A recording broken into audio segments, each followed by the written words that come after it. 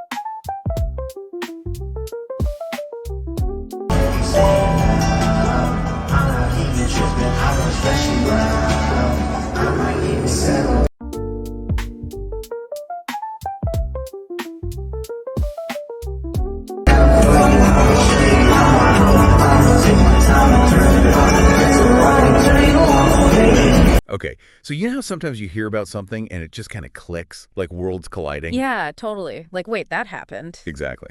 Well, that's kind of the vibe with what's happening in music and sports marketing right now. We're doing a deep dive today into a real first, Kendrick Lamar.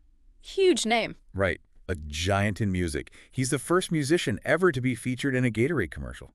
It's pretty fascinating, isn't it? Seeing, an artist like him stepping into that space. Usually it's all athletes. Always athletes. It really feels like maybe a shift, how brands are thinking about things, who they team up with. Absolutely. And for this deep dive, you pulled some great stuff from a Billboard article, right? It just came out. Yeah, dropped April 18th, 2025, so very fresh. Perfect. So our mission today, for everyone listening, is to really get into this. Why this partnership? What's the actual campaign about? And maybe what does it signal about like marketing and celebrity stuff going forward? Sounds good. Let's unpack it. Okay, so let's dive in. The big news, Kendrick Lamar, first musician, Gatorade ad. Right. And Billboard really stresses that this is a first. Gatorade's whole identity is built on sports, on athletes. So having a musician, yeah, it's a big change from their usual playbook. It really is. And it's not just like a quick cameo, is it? It's for their new campaign, Lose More, Win More. Catchy title. It is catchy. So what's Kendrick actually doing in the ad? Is he like performing?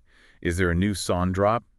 Well, interestingly, no, not performing like you'd expect. The article says he's delivering this really powerful motivational speech. Oh, okay. Yeah, his voice, his presence, it's kind of the core of the ad's message. That's smart. Uses his influence differently, focuses on the mindset, not just the music. Right. But is his music in it at all? Yeah, definitely. The soundtrack is Peekaboo. Ah, from GNX. Exactly. So you still get that Kendrick sound, that energy. It sets the whole vibe. Gotcha. And it's not just Kendrick, right? To make that sports connection clear, the article mentioned athletes popping up. For sure. And we're talking big names. Luka Doncic from Yeah. the NBA, his teammate Jason Tatum. Then you've got WNBA stars Ojo Wilson. Okay. And the one everyone's talking about, Caitlin Clark. Wow, that's a lineup. Seriously diverse, covering a lot of bases there. Totally. You've got the established NBA fans with Doncic and Tatum. Wilson's huge in the WNBA space. And then Clark, she brings in this massive, really engaged younger crowd that, let's be honest, every brand wants right now. Good point. It's not just random stars. It's strategic. It's very strategic audience targeting, yeah. So back to Kendrick's speech.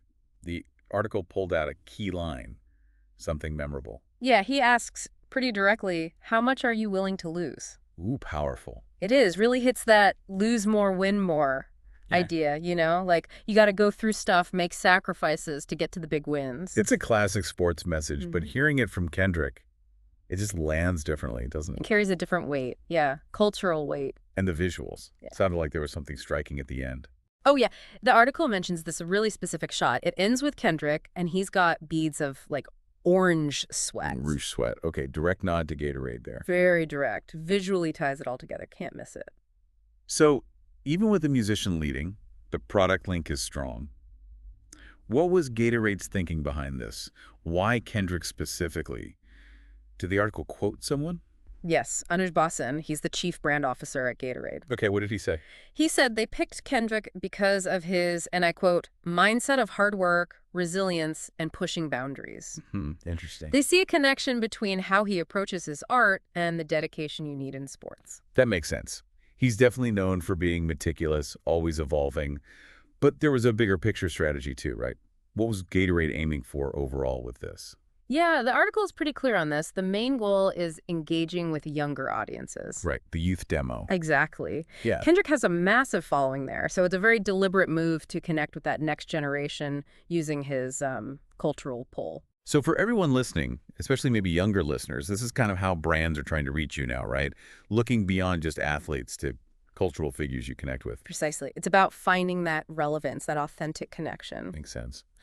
Okay, so the Billboard piece wasn't only about Gatorade, though. It mentioned other stuff happening with Kendrick. That's right. It also touched on his upcoming tour, the Grand National Tour with SCA. Oh, yeah, huge news, too. Massive tour, North America, Europe, the works. And it's interesting, this Gatorade thing isn't happening in a vacuum. The tour timing feels, well, helpful. Synergistic. Yeah, good word. Amplifies his presence right when this ad drops. More eyes, more potential customers seeing the Gatorade connection. And that tour is starting, like, now, right? Super soon. Literally next week. Kicks off April 19th in Minneapolis. It's a big one. 39 shows total. Wow, 39 shows. Wraps up in Stockholm, Sweden on August 9th. Covering a lot of ground. Any key dates mentioned for North America? Yep. MetLife Stadium, that's in New Jersey, May 8th and 9th. 2 nights. And then SoFi Stadium out in California, May 24th. Big stadium shows. Those will be massive. And who's opening? DJ Mustard, he's opening for the entire tour. DJ Mustard. Yeah. Okay. Consistent opener for the whole thing. A whole run, yeah. Solid pairing. Yeah. And haven't they worked together recently? Super Bowl. Exactly. The article points that out, too. DJ Mustard popped up during Kendrick's Super Bowl halftime show back in February. Right. I remember that. So, yeah, they've got this recent history on big stages. It's interesting seeing all these pieces connect. The Super Bowl, the tour announcement, now this Gatorade deal. Really shows where Kendrick Lamar is right now, culturally speaking. Absolutely. He's at a real peak of influence. Okay, so let's wrap this up. If we boil it all down, what are the main takeaways from this deep dive, looking at the Billboard piece? I think, number one, Kendrick Lamar, first musician fronting Gatorade. That's a big deal, signals a marketing shift. Right. Two, the lose more, win more campaign uses his voice, his music, plus those big name athletes. And three, the clear goal is reaching younger consumers, tying into his cultural relevance, which is amplified by his huge upcoming tour with SCA and DJ Mustard. And it really does feel like part of a bigger trend, doesn't it? Like entertainment worlds merging, using celebrity influence in these very specific ways to hit certain demographics. Especially younger ones. It's less about just slapping a face on a product, more about aligning with a whole vibe, a cultural identity. Authenticity, maybe. Yeah. Or perceived authenticity. Yeah, I think that's what brands are chasing. That feeling of a real connection, not just a paid endorsement. Kendrick brings that kind of credibility for a lot of people. So maybe a final thought for everyone listening. When you see Kendrick Lamar, this hugely influential artist, teaming up with Gatorade, a brand totally synonymous with sports, what does that partnership really suggest about how music, sports, and the culture we consume are all mixing together? Yeah, and what other kind of unexpected team-ups might we see down the road as brands keep looking for that cultural edge, that connection? Definitely something interesting to keep an eye on. Fascinating stuff.